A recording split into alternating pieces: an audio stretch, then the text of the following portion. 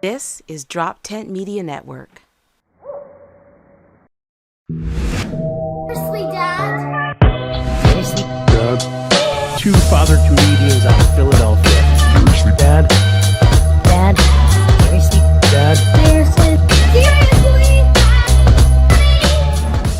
Yo, welcome back. Season 2. Seriously Dead. Oh, seriously, Dad? Seriously? Just the dads today. I'm excited about this. I'm really liking. I'm really liking the concept of us bringing in, people like Sarah and Kirk and The professionals of the world. Yeah, I think it's cool because I think the reality is like these are experts in a sense that we can pull knowledge from. Is thinking about what can But they know shit. They know shit. They know stuff. Like we think we know That's things. what I'm saying. Like we we think do we the know dark shit. web. And Like yeah. you in the dark yeah, web. Like I was still trying to get the username and password for the dark web. She knows shit. That's you know right. what I mean? Well, Like, that's right. Well, it's our age too, because you just had a birthday, right? yeah, baby. Capricorn season. Big 40. 40 years old. Yep. Man, Big AD is 40. January 12 for those next season. Just, And Venmo me something. that's right. By the time this episode airs, my birthday will be the following week, and I'll be 41. Oh, okay. I didn't know that you were older than me. I am. Nice. Yep. Nice. I am an old man. It's not. Everyone talks about the 40. I don't feel any different. Birthdays have never been a thing for me to get too high or too low on. Well, the only birthday I ever cared about was 16, because when I turned 15, I started writing in my school homework book because I didn't use it to write my homework assignments. I used it to do a countdown to when I could get my license. That was 16, right? That's such a big deal. I know. 21. Yeah. Oh yeah. Maybe 25 because you still think it's cool to age. And then you just go in the decades, 30, 40, 50. Is that pretty much it? That's there it. You go. But 16, for whatever reason, the ability to drive was the only one that I know for me personally, I was freedom. Counting down. The driver's license equals freedom. Because I went and got it right. And it's not even now. Apparently, when kids get their license now, you don't get it for 6 months. No, you got to I think you got to pass a written test and you got to log hours that you drove with another driver. It was not like that. No, yeah, back then it was 16. You get your license when you're 16 in 4 days. You could. Just well, yeah, it was. I remember I went to whatever was the closest one to my house. I think it was Honesdale, Pennsylvania, and it was a paper test still. They had one that you went to Dunmore there, which was the bigger one, they had the the big city of Dunmore, PA. I mean, that's right. That the big city. They have a sheets. But sheets in a while at Dunmore. I got a day of, and then all I had to do was wait for that to get in the mail to get the license. So I had the permit, then you come back, you take the test. Yeah. And you had to do the parallel parking. And I got out of it because I was practicing, but when I did it, I just talked him through it. And I was like, oh, I think I cut it. So I'm just going to recut it real quick. And he's like, oh, you're good. And so that's my tip. Just talk talk through it. And then he'll be like, oh, this person knows what's going on. All right, then Isn't it weird that for the driver's license, the deciding factor is whether or not you can parallel park without hitting a curb? Yeah. All the other shit that can happen while you're driving a car. And they're like, if you hit that curb, you're done. You're done. Yeah. What a skill, though. Now, going in, anytime I go down to Helium or Punchline, the ability to find that spot and park and being able to put, even in New York now, I was I was just at a cheerleading. My daughter had a cheerleading thing at a high school, but everybody was going crazy. So I found a spot where there was a crosswalk and then a gap, and the crosswalk wasn't going anywhere. So I'm like, oh, nobody's using the spot. So I just parallel parked right in there. Boom. You know what test they should have is how you can interpret this parking signs. That's the real fucking test. I can't tell you how many tickets I've gotten because I can't read that shit. Okay, so it's Sunday at 2, but Monday at 4. Wait, it's odd days even. That's a real test. Street sweeping. I was up in Astoria in Queens. I stayed over on a weekend there, and they got me on street sweeping. I missed, and by a half hour, and I set my alarm to get there in time. Yeah, but I slept through it, and good luck. Yeah, that should be the real test. $75. Boom. They should just pull up and be like, are you allowed to park here? And then you're like, okay, it's Wednesday at 12 to 2. No. And then it's like, yeah, you passed your test. Yeah. That should be the test because that's where every driver is failing. I will say they've made it easy to pay and all of that with the apps and stuff like that. Of course. Of course they have. Yeah. Yeah, they make it real easy to take your money. Yeah, that's an easy one. Yeah. But it's crazy. Yeah, I mean, the birthdays... I don't get too high, I don't get too low. It's just another revolution around the sun or whatever the fuck they say. I feel young, and I'm enjoying it. I love it. How can you not? Like your birthday? Do you do the half birthday? Do you? Fuck that, no. My wife. I barely do the whole birthday. Yeah. I barely do the birthday. I barely do that. So one thing that was nice though. So actually yesterday, my niece's birthday is in January. My birthday is January 12th. So we celebrated her birthday yesterday. We were at my sister's house and we sang happy birthday to Jada. And then they surprised me with my own cake and saying happy birthday to me. A little emotional because in my lifetime, I never really had like, that I can remember someone sing me happy birthday. And my daughters were there singing to me happy birthday. So I was like a little like, oh shit. I didn't cry, but like if I was a pussy, I would have cried. No, when they sang happy birthday, was just the traditional happy birthday? Not the black Is this version. the white, It was just the white side? white Okay, happy all birthday, nice and slow and lame. But hey, that's what it is. Yeah, well, I mean, I would say sometimes we white people, we spice it up. Like when you go to Applebee's. Happy birthday from Applebee's to you. Okay. We wish it was our birthday so we could party too. Hey, that's like, that steps it up a notch. There's a level there. The hey at the end, that makes it so Caucasian. Hey, like that's what does it. That's the real white version of the fucking version. That's like the pre-Civil War version. Hey, I hate when places make people sing, like not even just sing happy birthday, but like I've been to places like, remember Cold Stone Creamery? Did you ever hear this ice cream? It's an upscale ice cream place. Used to have one by my house, but if you dropped change in the jar, the tip jar, they had to sing. Oh God. I went to a Buc-ee's, which is like this big mega gas station, like extravaganza in the South. It started in Texas, but now they got a bunch of like the big rest area, the truck area, and all that shit. Rest area, like 100 pumps, like Wawa on steroids. Lot lizards running around, like a Home Goods inside there. You can buy a grill, and when you go in, they have a saying that they have to say, and then there's people that work in the deli or something that, like, when somebody orders, they have to chant something, and I'm like, it's a little cultish. Yeah, fuck that. It's weird. I don't know how. Yeah, I mean, jobs just in general, but like it's rough. Like when you're getting a job, like especially when you're younger, you take whatever job you can get. But and sometimes I think they prey upon the people who really need a job.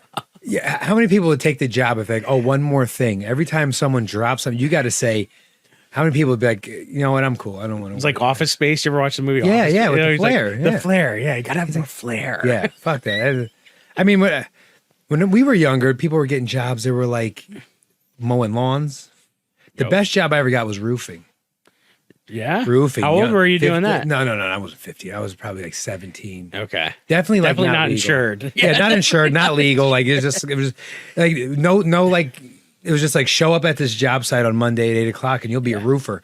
I don't know shit about shit. And they're like, all right, you got to carry these shingles up this ladder, and it was fun. I did it for a summer, and it was tough. But did you learn anything about the trade? Or I could do a small roof now. Really? Yeah. Oh, that's cool. Yeah, I mean, I couldn't charge you for it because it wouldn't be that nice. Yeah, but I could do like a small roof, like a shed. I could rock out a shed. We had a family catering business, so friends of ours. So like I would work for that when I was like 14, 15. And that was great. I learned a lot about food service. And then when I got old enough, I worked in restaurants and I was able to get paid better because I went in with experience. Yeah.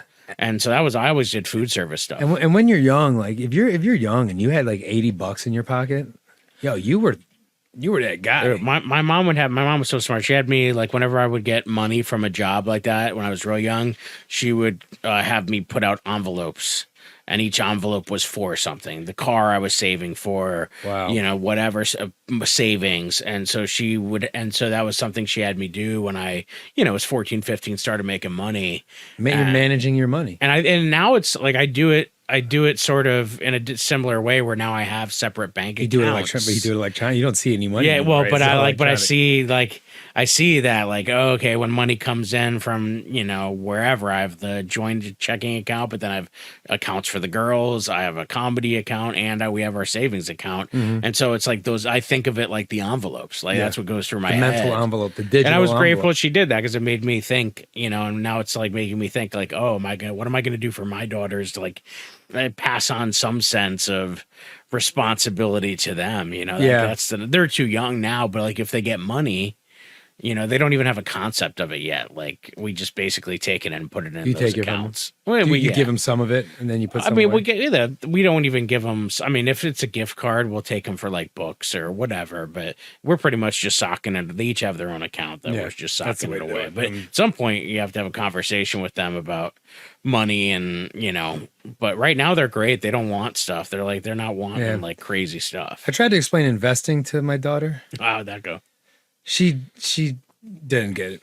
I'm trying to explain, like, you put something in something now and you give it time, and then over time it's going to be worth more because the thing you put it into grew and doesn't get it. We played we played the game of life on New Year's Eve, and it was my 8-year-old's idea. And I was like, every 5 minutes, I explained a concept in the game of life. I lost 10 years of my own. Like, I'm like trying to explain car insurance in the beginning, and she's like, "Wait, I have to buy something I may never use." I'm like, "Oh, you're your mother's daughter, sweetheart. You're gonna need that." Like, I'll get so much for. Let me show you what taxes are, kiddo. This will blow your fucking mind. She's like, "Oh, are we gonna go to college, or are we gonna?" I'm like, "Sweetheart, this world needs welders. We need HVAC. You're gonna go the trade track." I think you're right, though. I think the trade. But that's right. She rolled and she got doctor. Oh, okay. There you Yeah, $50K a payday. I spin, I get teacher. I'm like, yeah. Well, even I know how this ends, kiddo. This is going to suck for all of us. And it's just funny to watch them as you go on the spaces, because then it was like, "Uncle makes poor investment and you need to bail him out." And I'm like, she's like, "What?" I'm like, "Well, if you knew your uncle." It's not that weird. But yeah, like, explain. That's why it's such a great. I always loved the game of life, and I don't know why, because it is such this like that Monopoly. Like, what are we really? Well, I've never played the game of life. You've never played the game. Played a lot of Parcheesi in my life. The game of life, it's just literally life. It's like, now I look at it and I'm like, this is so sad. It's a game that keeps on throwing you curveballs, and you got to pretty much manage. And my wife was so good with all the teachable moments. Like, she was like, we got to the one part and it was like, you stop and get married, and you have a little car and it has little things for all the pieces, and it's like blue pegs and pink pegs. And Amanda's like, "Oh, are you going to marry a boy or a girl?" And I'm like, I could hear my grandfather rolling over. Oh, God. Oh, God. and then, so, you know, but we just did all of those things. That was good of her to be progressive about that. I was like, I was joking earlier, like, she has a friend in school, Kyle, who has like 2 gay fathers. And I'm like, she just gets to say that? I had to like hide that stuff. They just get to throw that stuff around now. That's Modern Family wins a couple Emmys, and we just get to spill the beans. No, but it's good. I mean, I think that's where we're at with that stuff now. So it's pretty much our. But yeah, normal. we played that game, and then we didn't. Alicia didn't play. Alicia struggled. Like, anytime it's like something where we're sitting down and focusing, like, for her, it's like she just couldn't hang. So I was like, Katie just played, and it was fine, because it made me think about like what is what's Alicia's life gonna look like in like 10 years, you know what I mean? Yeah. Like, I did a show where a woman came up to me after I finished a set, and she's like, "Oh, is your daughter really autistic?" I'm like, "Whatever, I'm just gonna tell 15 Don't you minutes fucking of hate? Don't you hate that about- fucking thing? Like, is that really going on? You're like, I didn't just make this I up was and like, just yeah. punch down on this group of people or this thing. But like, and she's always the hero of the joke in my stories. But she was saying, but the reason she said that is she was a woman who works for the state, and her job is to help people transition into adulthood. So when the school stops at 21, nice. her role is to help them transition into whatever the future might look like. That's pretty cool. And with the sabbatical I just did in the fall, that was a lot of the stuff I was reading about the families and how they future plan. And, now is the age for us where we have to kind of see what her ceiling is. We have to give her as much independence. So I'm trying to teach my mom in the morning not to baby her too much, to let her, is she able Start to to be remember her own all her person and stuff, routine? Is she able to remember to brush and floss and get herself, and she's doing really good with all that. Do you watch, what's a Love on the Spectrum? Love on this, dude, it just dropped. And my wife just, Spectrum of Love, is that what it is? it's Love on the Spectrum. Yeah, I think wife Spectrum of just Love would have dropped been it. better, right? That sounds like Spectrum of Love. Anyway, Love on the Spectrum. Love on the Spectrum. Now actually, it's funny you mentioned that. Last night, my wife texted me, and we just on Netflix, I guess, dropped within the last, I guess. All right. When this ends, but I watched the first 2 episodes last night. All right, so I binged this thing, so I'm not going to ruin anything for you, but I have a question, a fundamental question about this show, because I find myself watching it, and I like what I see. Yeah. There are times when things happen and I question myself, am I learning and like enjoying watching these people grow, or am I being too entertained? And this is, am I almost like someone may say something, you may chuckle a little bit, right? Yeah. And then I'm like, shit, am I like laughing at these people because it's not for that? I don't believe, right? Like, No, I agree. I think who you are when you watch it is different. Like when I watch it, there's moments there where it's too real for me. I watch the parents. When I watched that, like I watched the Australian one first when that came out a couple years ago, and I was so fascinated with the parents, like how many of them have stayed together. Like you'll notice a lot of them have either step parents or you don't see both parents because it puts such a strain. But I think to your point, like I think it's meant to like just make it aware. So I think it's okay to laugh, like because they say funny things a lot because they're not thinking about the social repercussions. Yeah. Like the aught in autism comes from the Greek word for self. So it's like they're hyper focused on whatever is happening around them and to them.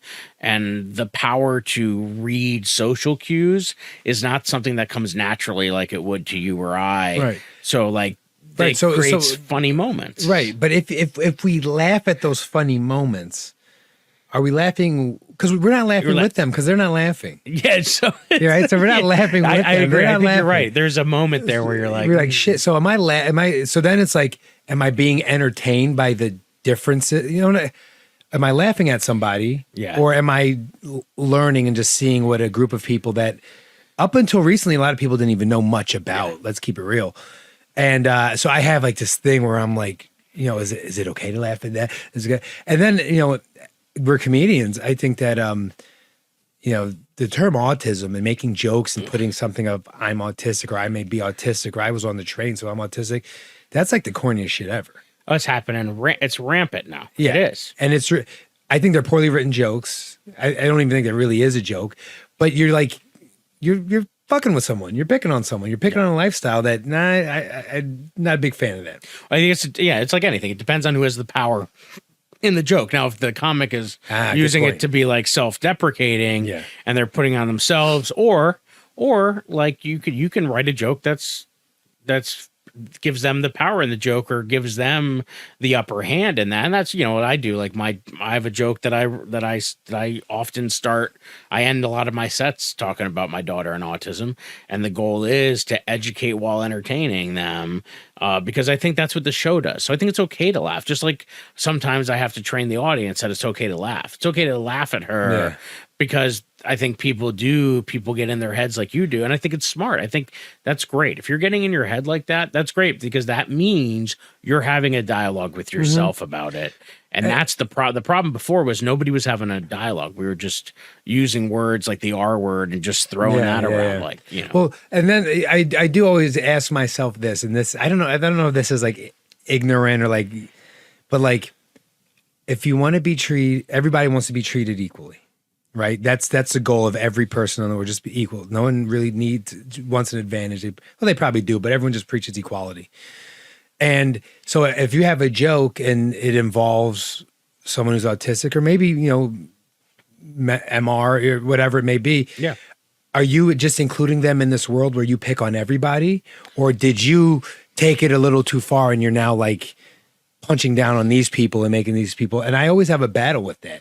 Yeah. Because I don't know. I don't know if you guys are both comedians. I don't know how you feel about that. You have to be fair on both sides. I mean, when people do that, like, I think you have to be intentional that if you're going to do that, then you do the opposite side. Like, oh, if I'm going to do a Democrat joke, I better do a Republican joke, you know, but like, that's what I like. The joke that I do in the beginning is like when I introduce that she has autism, I usually say, you know, but she's on the badass end of the spectrum. And then somebody like inevitably someone will like woo or clap or something. And I'll be like, I'm glad you did that, man, because typically people punch down on autism now. And I'm like, I think it's because they're jealous. She sees the world in a state. These guys take drugs to visit. Yeah. And then all of a sudden that kind of breaks the tension. I'm like, yeah, they call it a trip. She's a permanent resident. Right. And then I'm like, but now she's got dual citizenship. And then everybody's like, oh, like, because that's the concept that I think they have to do is like Abby in the show of Love on the Spectrum in the U.S. The one that she talks about being a mermaid. I don't know if you've ever heard of this, but in the new season, she talks that she's progressed so much because her mom does a great job with her, and on TikTok they do a lot to kind of talk about what life is like for her. And she's progressed so much through this that now she even said in the show, in this new season, she said in like the first episode that she now feels like a human. Before she felt like a mermaid. She compared herself to Ariel. Yeah, I remember that line. And she just said she felt like a mermaid, like she was underwater. Yeah, it was everybody else really, was on the ground. And really she used that. And I was like, wow, what a powerful metaphor. Yeah, I remember thinking that. And that's the core. Like when I hear that, then it says to me, yes, that's the core of that joke. Well, let me ask you this. If you did have a joke where you kind of punched down, let's just, so it's your daughter, right? And I do clearly, clearly you love the shit out of your daughter, right? Yes. Obviously, there should be no doubt about that. We're on Seriously Dad. No one comes in here who hates their kids. Until Neil has them. I'm just fucking with you, Neil. But let's say you did have a joke punching down, because it is a life you live, and there is nuance there that only you understand, unless, right? So let's say you did have a joke where you kind of like, because I have jokes where I punch down on my, I mean, if you have kids, they're worth punching down on. I mean, that's part of the reason why you have kids. You have someone to like do shit. I mean, they used to have kids so they could work on a farm, goddammit. Punching down on them on stage is not a big fucking deal, all right? Yeah. How bad is that if you were to punch down on your daughter who has autism that you clearly love to death, and you were to be maybe a little more edgy with the jokes? I mean, is that really the worst thing you could do? I mean, no. But when people hear the word, they automatically get tight, and a lot of people have already determined, I don't like this. Yeah. Right off the rip, I don't like it. Yep. No, because he's punching these people with autism, and here you are raising a young lady to be a woman and go through life with autism, but it's so polarizing that some people shut down immediately. Yeah. So it took me a while to craft the order of the jokes for that very reason, because I do have a joke that now comes about 3 or 4 into the set. That is one that is like, it may appear at the thing where I'm like, oh, she's like Daredevil. I'm like, she's not blind unless you count social cues. And the minute I say that, it's like, oh, and then I prove it, and then you build the tension, you break the tension. But if you do it beautifully, because the parents who are real parents and deal with this, they get it, because they'll be like, yeah, like that's the moment in the show that you're talking about laughing at, is those moments where the one kid when he was like at the speed dating and he just starts like swiping left, canceling in these front of them, right in front of him. He like looks him in the eye. He looks down, he looks in the eye, and he just you could see them look down at his paper where he just put a big X. And then he's like, "Well, it was nice meeting you. Move on, be gone, bitch. It was nice meeting you." And the guy, Kyan or whatever his name, the producer comes over. He's like, "Hey, are you like marking that in front of them?" Like, he's like, "Yeah, was I not supposed to?" He's like, well, maybe you just give him a second there. Yeah, I mean, I like when you say they're not blind but social cues. I think that's funny. Like I don't hear. Even if you didn't have a daughter with autism, if I heard that, I wouldn't be like, "Oh, this guy's a total asshole." But to your point, people hear the buzzword, and if they weren't paying attention, they were like missed the first setup, then they might just tense because they're like, "Oh, here's a trope of a guy talking about autism and punching down." And I think, then you have to qualify it with I'm a parent of a child with autism, right? Yeah, and that helps a lot. Sometimes you see like I don't know who it is, but they're like, I heard someone was like, I rode the train here, had so much fun, I'm autistic. And it was like, I don't think it's funny. Like nothing there makes me jump. But it's like, so you're not in this world and you went from the outside in to get a cheap laugh. That's significantly different. Yeah.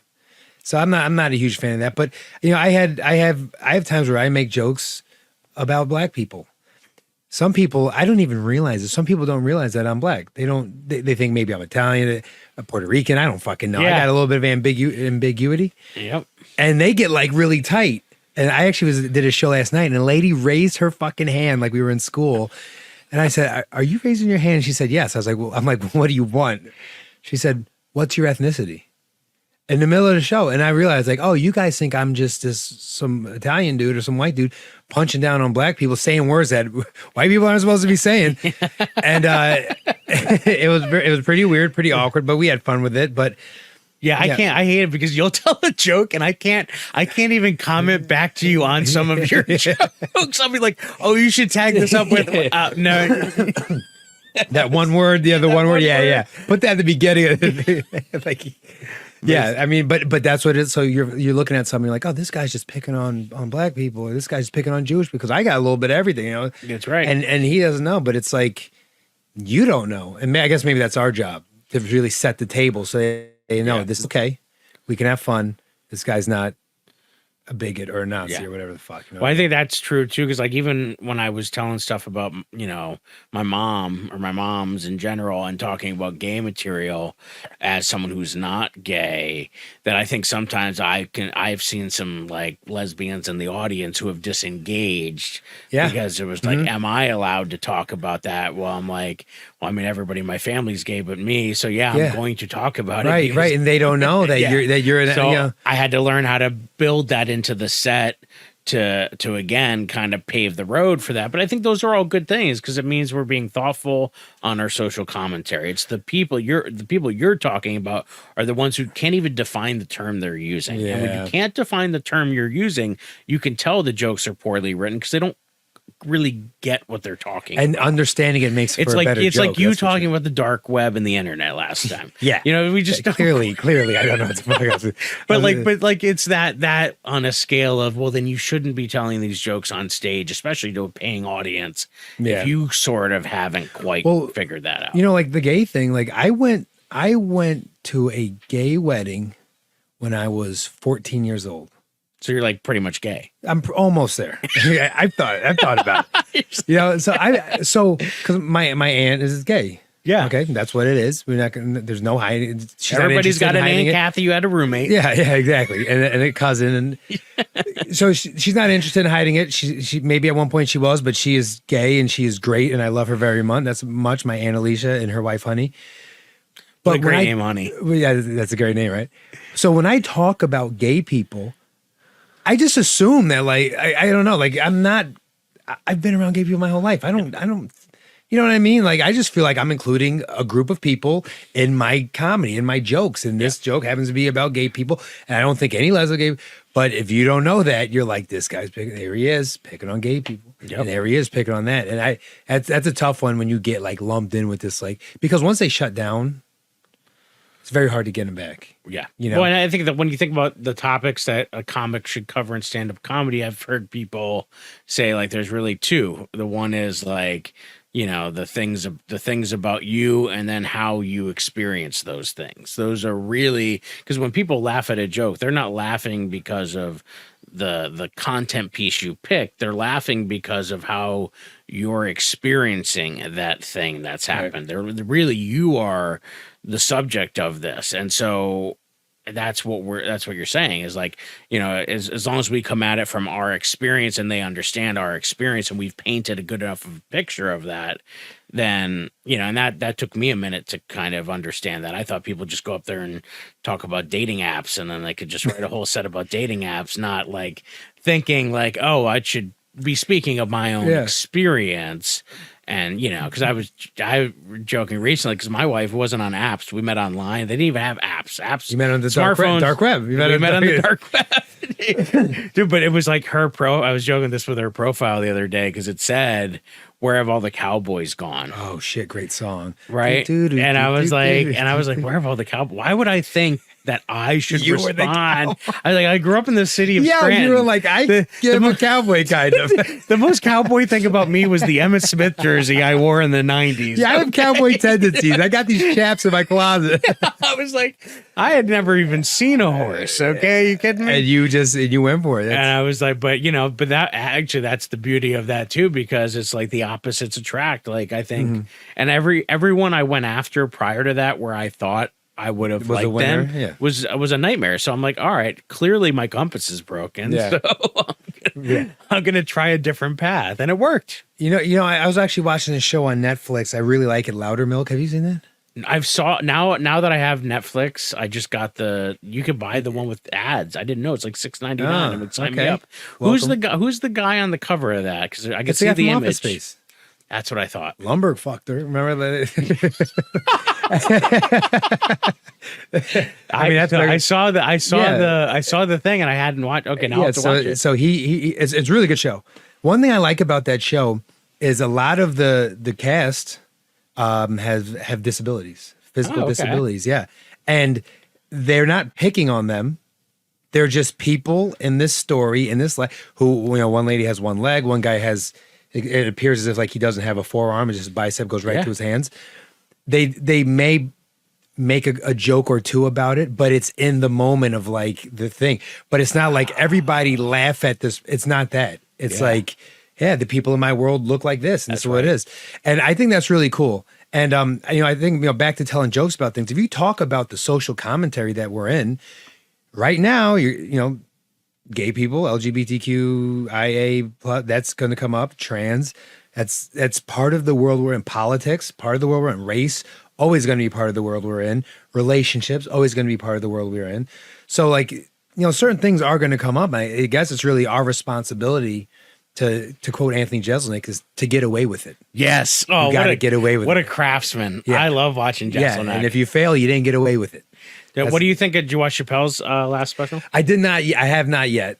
I barely watched an entire special. So I will say, if I'm going to make, I will say, the only thing I'll say about it is like the way it was crafted from start to finish was interesting and really well done, I thought.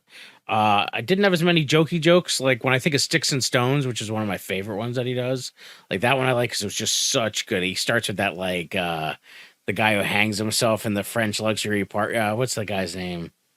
Anthony Bordeaux. Oh. And he starts with a seemingly story, and then he dives into the Foot Locker guy, the Foot Locker guy, just like a referee and everything. And it never occurred to that guy to kill him. I even suggested it, like that. Like he could get like those were jokey. I really enjoy when he does those. I had seen him work out part of the Chris Rock stuff at Punchline when he came and did a spot there when Sam J was there last time. But he goes hard in the paint on trans, obviously, and then he goes, so he's like, well, I'm just gonna do handicap people now, and he starts. Yeah. And there was a guy in the audience that actually knew it, that was disabled, that was part of the joke, and he actually had asked to be there. So like, I appreciate that he's like standing on that hill saying, well, this is what I'm going to talk about. Say it. I'm going to say, let me say what I want to say. But it is a hard topic because it was like, it's Dave Chappelle. So like in my mind, like he can do whatever he wants, and clearly he's got the market to do that. But I know a lot of friends of mine who are in the trans community. They were hurt. Yeah, they didn't like that shit. So my favorite Chappelle shit is like Killing Them Softly, right? Like that. Need some smack, bird. Like that. Oh, I love those two early ones. That's his thing. It's like I want to say it. I'm going to say it. These are just jokes, and I do think that sometimes people hold on to the words of a comedian too strongly. Yeah, I mean we are the court gestures. We are not. Yeah. We are not the political. You want to get angry at what people say. Start paying attention to what the politicians are saying. Yeah, you want to get angry about what people are doing. Get angry at what the people who make decisions for all of us are doing, because that's way worse than like Dave Chappelle clearly making a joke. And the other thing is, do we know Dave Chappelle's life? Dave Chappelle could have a billion LGBTQIA friends. Well, I'm just saying, I think these are just jokes, and they accept that, and that's what it is. You know what I mean? And he does. I don't want to ruin it too much, but like when he gets into the Will Smith and Chris Rock thing, it's seemingly away from it, but he brings it back because he's like, listen, I can understand both sides of the equation. I can understand being a guy like Will Smith, feeling like he must have felt, and like and the strain he must have been. I can also feel like what it must have felt like to have been like Chris Rock and have to just stand there and take that, given the position he was in. And he's like, listen, I'm not going to fault the dreamer, and I'm not going to fault the dreamer just because I don't understand the dream. And I think that was how he kind of tried to bring it around full circle, which I thought was meaningful. And if you were willing to listen, that's the thing. That's it right there, because you gotta fucking listen. And sometimes we get on stage and we talk about things that are flat out facts. I have jokes where I just start with factual information and people get upset. And it's like, I'm not, we haven't even started telling jokes yet. I am telling you that this is a fact. Yeah. That is it. And the arms crossed, the legs crossed, the tap the person, and you can see them, and they're like, oh, you've already shut down. Yeah. Listen to what I'm saying, and don't get angry at the wrong shit. Like that's not even my creative take on it. That's just the fact of the matter is that this and this happened in this date. Yeah. So we got to be able to look at it. We got to be able to laugh. And going back to you earlier with, can I laugh at this on Love on the Spectrum? Like, yeah, I think you can, because it's not like you're tapping your friend and saying, oh, look at this R word. Yeah, right. You know, now if you were doing that, then yeah, now you're bullying and you're doing that. But like when I live my life with my daughter, like I have to be able to laugh about those moments. And I've had so many parents come up to me after a set and say to me, I needed to laugh about that. I needed that. And I don't have anyone to talk to. I don't. Yeah. And just nobody that understands it. You made us human. Yes. You made it funny and you connected with me. And she's so, because it's like the word, she's awkward. Like this, I haven't even written jokes about this yet, but the other day she's like, Dad, good news. I almost fell down the stairs. And I'm like, good. And she meant to say, good news, I didn't fall down the stairs. But like, she just missed you. She's like an adorable foreign exchange student. Yeah. She's trying to figure out. But like the other day, she had a stomach ache, and I was driving her to music, and she's like, oh, I think I'm gonna vomit. I'm gonna have to miss school tomorrow. And I'm like, what are you talking about? Like, she's like, my tummy hurts. She's like, I'm thinking if my butt farts, my tummy will feel better. See, but that's, like, that's a mature sentiment. That's very true. That is very, that completely makes sense. We've all been there. But like when she gets to middle school and she says it's adorable right now, but when she gets to middle school, like the one kid in Love on the Spectrum for this season that hit me hard, they said they had to pull him out. The kid that was doing the speed dating, they had to pull him out of school in 8th grade. And they talked about her mom got really emotional and said she doesn't have any friends really. Yeah, like that's what I'm saying. Like that's the part where it's like, ooh, that's why like I have to microdose those episodes, because like I can only take so much before I have to take a break, or like because I could just see, that's real for you. That's really real. We would be nervous, and I let her go to the bathroom on her own for the most part, as long as I can kind of see her path to the bathroom, because like she would get so impulsive to come back to whatever she was doing. She would forget to pull her pants up before she left the stall or the bathroom. Yeah. You know what I mean? So it's just like, and yeah, I just have to be hyper vigilant, but yet give her space. So it's this awkward giving space at the same time, ready to like, turn into some version of Liam Neeson, so it's just like, it's just this hard thing that you have to do, and it's uncomfortable. And that's why I love seeing that show. 'Cause for me, that show is different than for what's how someone else might perceive. No, it's like, Denzel Washington has this thing where he talks about, I'm going to bring it back around, but he talks about it's not color, it's culture. Yeah. And it's culturalistically, and maybe culture isn't the word, but it's what you live. Yeah, the way we do. I've heard some people say the way we do things. Yeah, it's a way you live. So when you're watching something that mirrors and is a parallel to the way you live, it's a lot different. It's like basketball. Guys who love basketball think that He Got Game was one of the best movies ever because it parallels their life. It's all about basketball, and that's all the fuck they ever do. So, I mean, it makes perfect sense. Now, I do have. I heard a comedian recently make a joke about. Okay, hold on. I don't know if it was a joke. There was this anecdote. You like that word, right? Anecdote. That's story. There was an anecdote about it. wait. Does it not mean you're story? Right. No, okay, cool. You're right. About having a relationship with an autistic woman. And that didn't go over as well as that person probably thought it was gonna. And I thought like, look, if it's true, don't get angry. I mean, why get tight about it? Yeah. You know what I mean? If he's telling you a story about his life and that's a chapter of his life, why are you getting all fucking weird? Yeah. But they got weird, and I felt for him, but whatever. Yeah, well, and that's the other thing too, is like, I think, the minute we put labels on things, people hear it in a certain way, and they interpret it from their own viewpoint. And like, even with autism, it's like they say, if you know one person with autism, then you know one person with autism. And like, we've had issues, like some of the teachers that we've had the hardest time with our daughter are people who have family who are autistic, because they put the version of autism that their kid had. You're going to be her. autistic, like I know autism. Exactly. And so it's not the that same, sometimes can be difficult. And I think I might have mentioned this story before, but like her kindergarten teacher, I had to go and have a sit down with her because the emails just weren't cutting it. And, you know, she looked at me at one point. She's like, well, listen, this isn't my first rodeo. And I was like, well, it's mine. And I said, you know, we're just trying really hard to be intentional about, you know, exposing her to everything and doing all that. And we want her to go through all those hard things.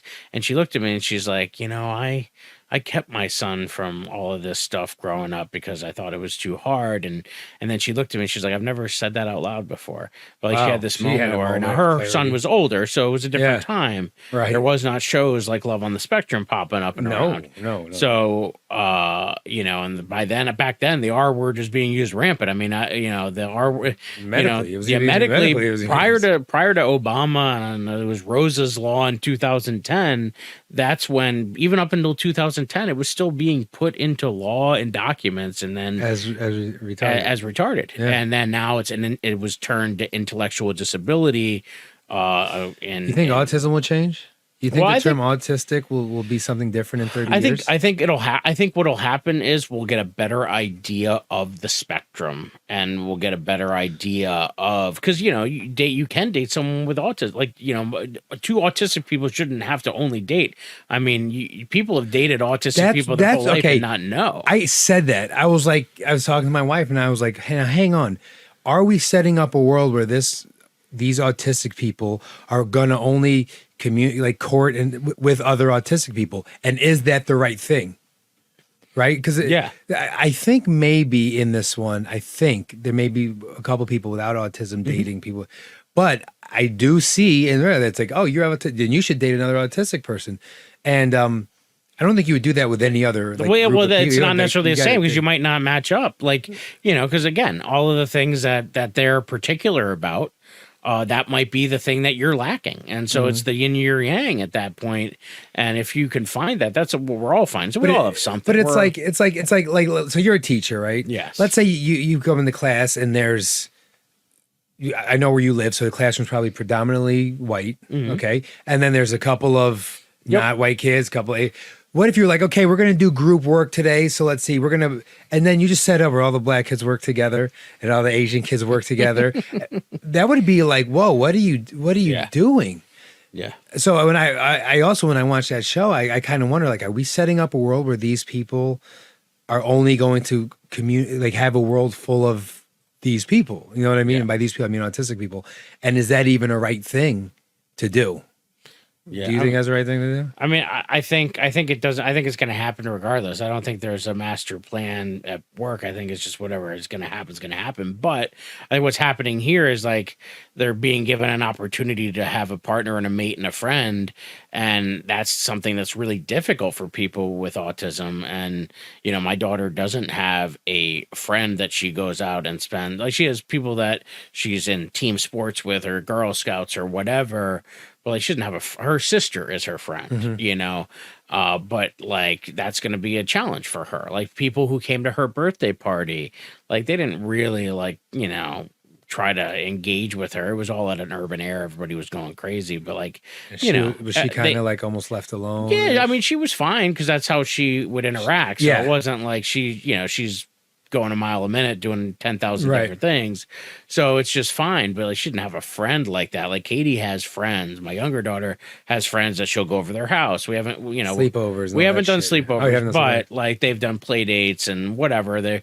We go to the same gymnastics class because Lily's in that gymnastic class and whatever. So it's just, but it's different. So them having a companion, we all need a companion, and for them it's hard work, so it really has to be constructed in a way that is in a safe environment. And I think starting with people who are also autistic is probably an easy first step.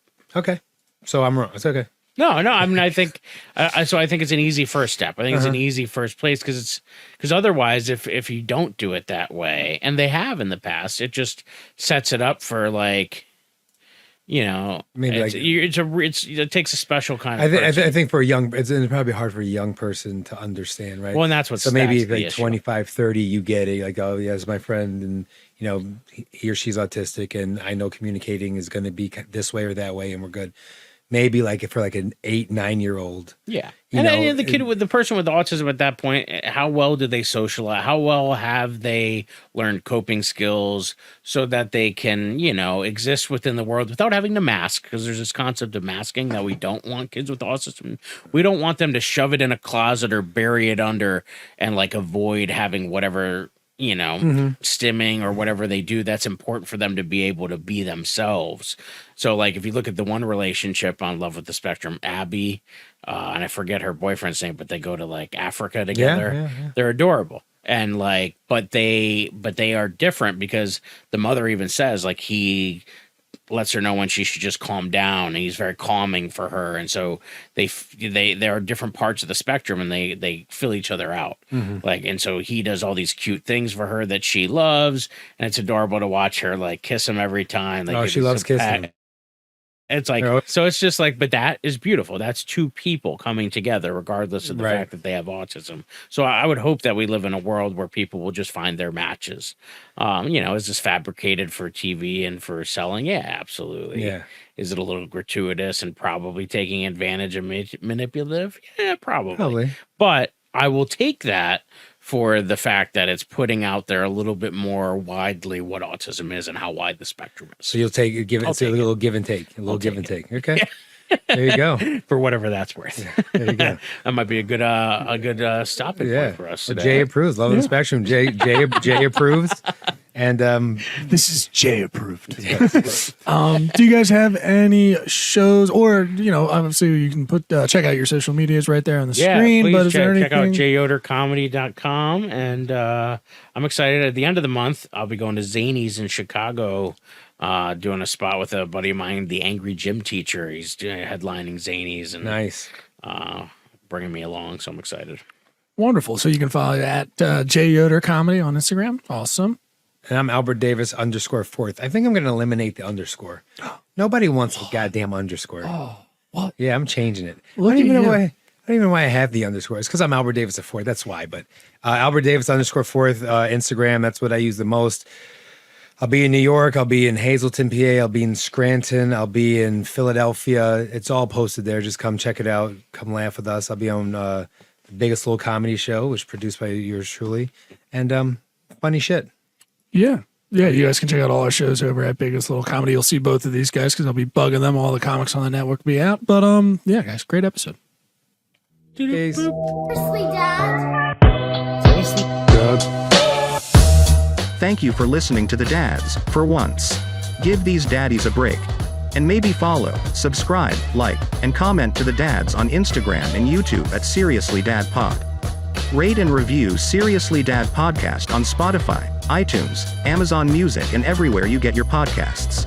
Seriously, Dad? How you doing? This is Neil Wood from the Cult of Us podcast, speaking on behalf of Drop 10 Media Network, the network you're currently listening to. Make sure to check out all the other podcasts on the network. You can go to drop10.com to check them all out. Make sure to like, subscribe on everything that you see Drop 10 on.